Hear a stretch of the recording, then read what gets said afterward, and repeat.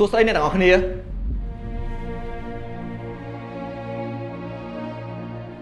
ថ្ងៃនេះខ្ញុំមានបញ្ហាមួយរយៈចំរ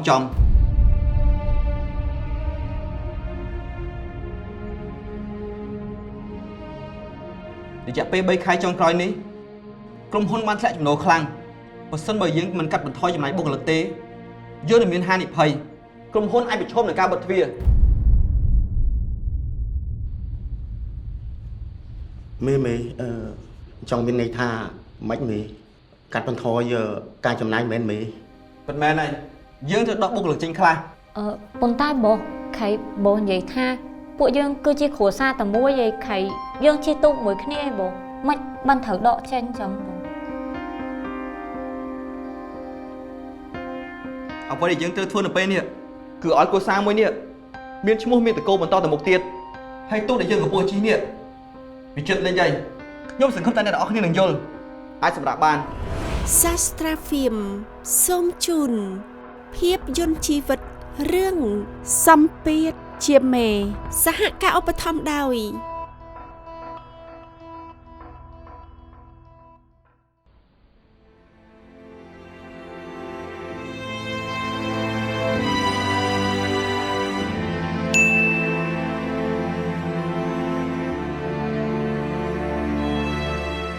កុំភ្លេចបងថ្លៃសាលាកូនផងបងពួកគេរៀបចំបន្ទប់ប្រចាំរួចហើយបងអូខេ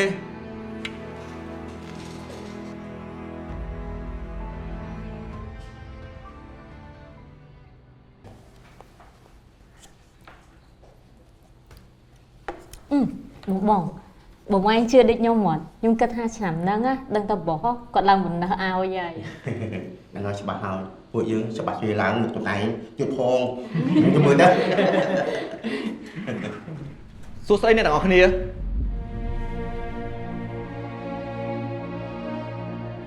ថ្ងៃនេះខ្ញុំមានបញ្ហាមួយរយៈចំ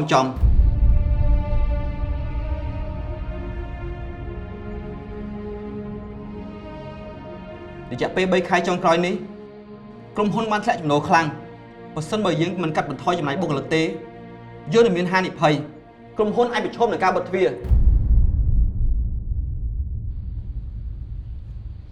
មេចង់មានន័យថាមិនមេកាត់បន្ថយការចំណាយមែនមេប៉ុន្មានហើយយើងត្រូវដកបុគ្គលិកចេញខ្លះប៉ុន្តែបងខៃបងនិយាយថាពួកយើងគឺជាគ្រួសារតែមួយឯខៃយើងជាទូកមួយគ្នាឯបងមិនបានត្រូវដកចេញចឹងបង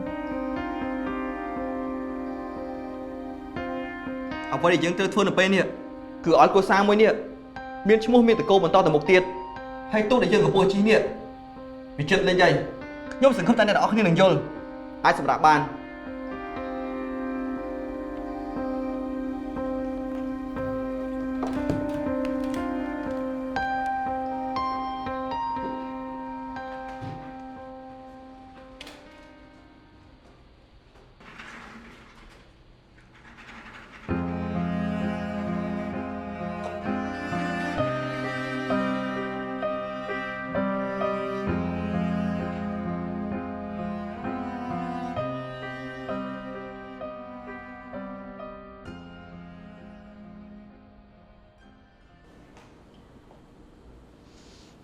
បងឯងគិតដូចខ្ញុំមកពេលនៅក្នុងបន្ទប់ប្រជុំហ្នឹង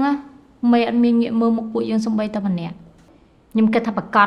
ជាមានបញ្ហាអីកើតឡើងហើយបងឯងសាកគិតមើលខ្ញុំខំធ្វើការងារដាច់យប់ដើម្បីឲ្យតាន់ deadline ហ្នឹងខ្ញុំមិននឹកស្មានថាមានថ្ងៃហ្នឹងសោះមែនហ្នឹងហើយមានសំណប់ចិត្តពួកឯងហ្នឹងពេលមានរឿងទាត់យ៉ាងចោលគេមិនខ្វល់កូនចៅយ៉ាងបាច់នោះទេ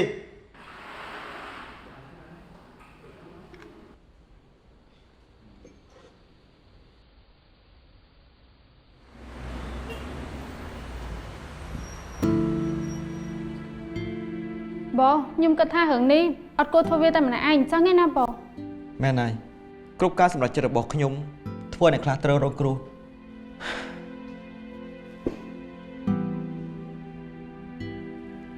ពួកគេសុទ្ធតែមានគ្រួសារពួកគេក៏មានបន្ទុកប៉ុន្តែយើងមិនអាចទ្រាំទ្រង់បន្ទុកនេះយូរពេកបានទេ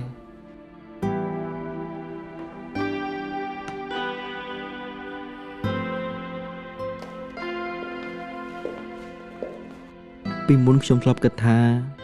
ពេលបានអង្គុយកៅអីនេះទៅធ្វើឲ្យយើងមានអំណាចប៉ុន្តែពេលនេះខ្ញុំបែរជាមានអារម្មណ៍ថាមានសម្ពាធ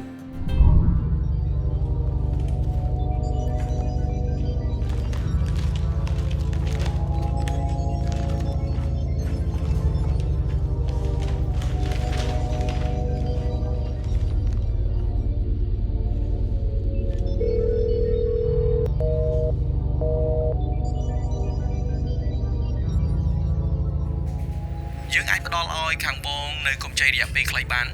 តែការប្រាក់រៀងថ្លៃបន្តិចតែហាមបងយឺតបើអូខេយើងនឹងរៀបចំតាមនឹង អូខេបងអូខេអរគុណច្រើនបង អូខេបងអូខេ បាទ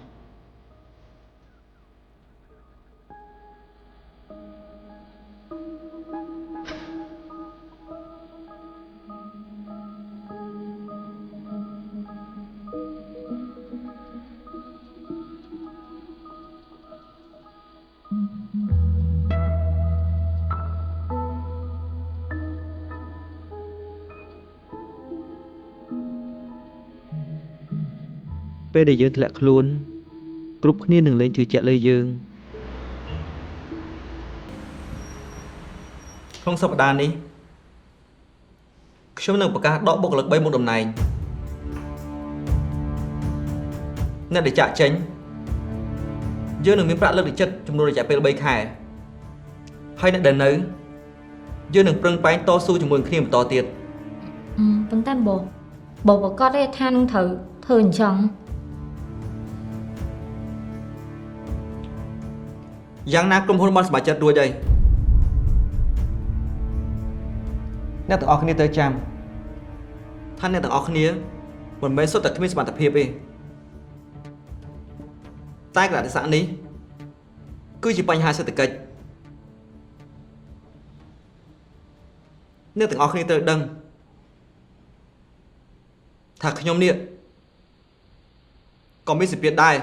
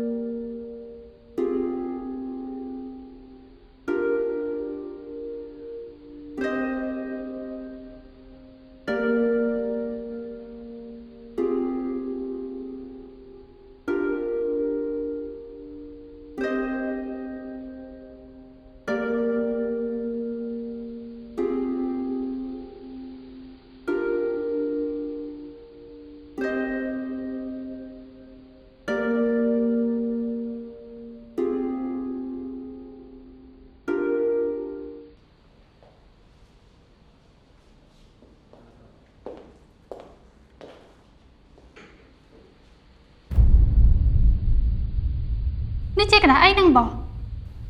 នេះជាការសម្រេចចិត្តចុងក្រោយមួយកណ្ដាលនេះបើយើងផុតគ្រោះយើងនឹងទៅដល់កោះមាសកោះប្រាក់ទាំងអស់គ្នាបងមិនអាចទៅកើតមាសតែម្នាក់ឯងបានទេបងត្រូវការគ្រប់គ្នាមកជួយកើតជាមួយនឹងបង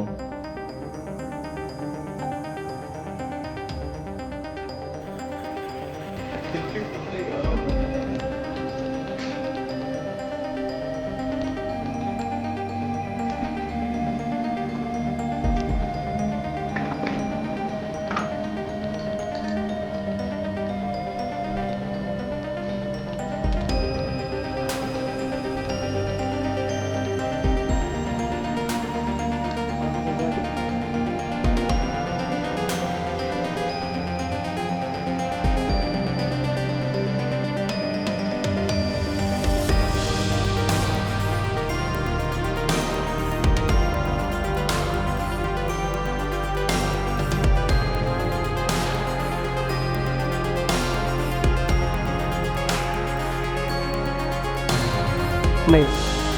ពេលនេះខ្ញុំបានដឹងពីទឹកចិត្តនៃអស់ហើយទោះបីជាមេមិនបានបង្ហាញពីបញ្ហាទាំងអស់ក៏ដោយ យើងពិតជាអរគុណមេខ្លាំងណាស់ដែលកន្លងមកមកបោះបង់ពួកយើងចោល